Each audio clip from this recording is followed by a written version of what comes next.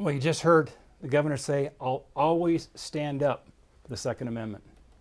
This coming from somebody who was rated F by the NRA, who called for a ban on CNN of semi-automatic guns, who has an F from the Montana Shooting Sports Association. Incidentally, I have an A from the Shooting Sports Association and an A+ from the NRA. So this is a significant contrast between the two candidates for the United States Senate here in Montana. And yes, we've looked at this issue of gun violence. This is a broader issue than just guns. This is violence overall in our society. And as we have studied this issue, the conclusion is guns are not the problem. More gun control would not have prevented many of these tragedies we see across our country. This is an issue fundamentally of violence, of mental health. And let me give you an example of that we saw right here in Montana. If you remember, there were some threats on social media down in Ravalli County, down around Darby. Sheriff Holton, Ravalli County Sheriff, responded to that threat and arrested a young person there, because if you threaten somebody's life, that can be a felony. They arrested him, they dealt with it. You contrast that what happened in Florida, where there were threats made. Everybody knew this individual was probably going to act violently. They didn't deal with it, both in terms of law enforcement and the administration, and we had a tragedy at one of our schools. So this is why you need to understand, the governor does it. The Second Amendment is not about hunting. It's about liberty. It's about freedom. And what part of shall not infringe does the governor not understand? We're going to open this topic up now so we can follow up on that, and we'll begin that segment with Governor Bullock. The Second Amendment is about liberty. And I actually led the state's efforts while you were selling software in China and other places. Actually worked with law enforcement on a stand your ground law. Look, I've also worked with law enforcement when they said maybe we're going a little bit too far, like getting rid of all concealed carry, not even needing a permit. So I think we can actually do more to keep our communities safe and also respect the Second Amendment. Look, every time I've bought a gun, as an example, I've gone through that violent history background check. It's pretty darn quick. 80% of Montanans think that's a good idea to keep guns out of the wrong hands. But the senator won't even say that a universal background check would be good. If we can't even have a conversation about how we better keep communities safe, then I think we're really missing a lot of the opportunities here. Senator Daines. Well, first I have to at least respond to what the governor said about software.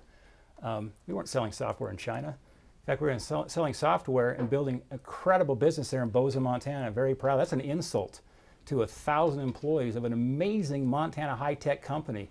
In fact, the Montana Democrat Party had to publicly apologize for similar kinds of lies that were told back in 2012 as it relates to what our company was doing here in terms of creating amazing high-wage jobs there in Bozeman. So let the record stand. What he just said there was absolutely false.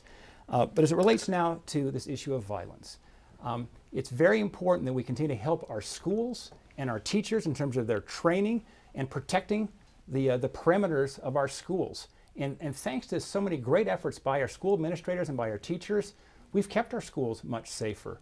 And thanks to alert students who are reporting students that might be struggling with mental health issues and might do something irrational, that's where the focus needs to be, not on more gun control. Governor Bullock. From 2007 to 2012, the senator was the head of Asia sales at Right Now Technology, selling call center and customer support software in China and all across Asia. Before that, what was he doing? Building manufacturing factories for a U.S. company in China. So the facts are, Senator, and I'm happy to walk through each one of those. Procter & Gamble, you built manufacturing factories at the same time that factories were closing in the U.S. Right Now Technology, it did create a bunch of good jobs in Montana. Now, some of them have now been shipped off to Texas, but your job was actually to sell that software all through Asia, creating opportunities and jobs there. You've created more jobs in China than you ever have in Montana. Senator Daines, final word. Well, he just lied. We didn't sell our software in China. We kept it out of China. He'll need to go back and look at the facts on that. But I'm very proud of the fact we took a company and grew it there in Montana and created these high-wage jobs. And I tell you what, I know there's all these dark money ads that Steve Bullock talks about we shouldn't allow dark money in politics. It's these dark money ads that are telling these lies. Let me set the record straight.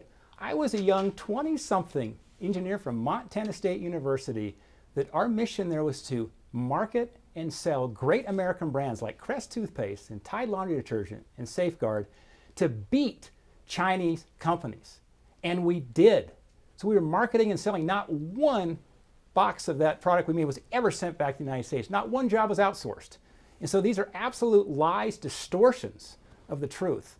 And it's unfortunate he had to really demean a great Montana company called Right Now Technologies, who built these incredible jobs here in Montana, competing and beating Japanese companies, German companies, as well as many American companies made right here in Montana.